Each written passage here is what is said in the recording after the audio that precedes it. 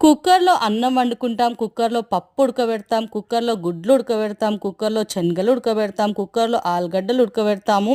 ఇంకా రకరకాల ఆహారాలు ఏదన్నా ఉడకబెట్టేటియి తొందరగా ఉడికించుకోవాలి అంటే కుక్కర్‌లో అయితే వేసి ఉడికించుకుంటాము. ఎందుకంటే జల్దీగా, క్విక్‌గా మనకి తొందరగా అయిపోవాలి అంటే కుక్కర్ అయితే వాడతాం. మరి కుక్కర్ వాడడం ఇంత ఈజీయా మనకు తెలవదా? మాకు తెలవదా? అని నోరు వెళ్ళబెట్టకండి. కుక్కర్‌లో మనము చపాతీలు గూడా జేసుకోవచ్చు. ఇక చపాతీ జేసుకోవడం కష్టం అనేటోళ్ళకి చాలా అల్కగా కుక్కర్‌లో జేయొచ్చు.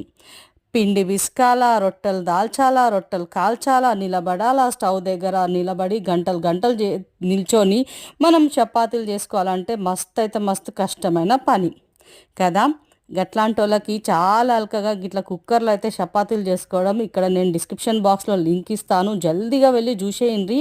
చాలా అంటే చాలా అంటే ముచ్చటైన వీడియో అన్నమాట.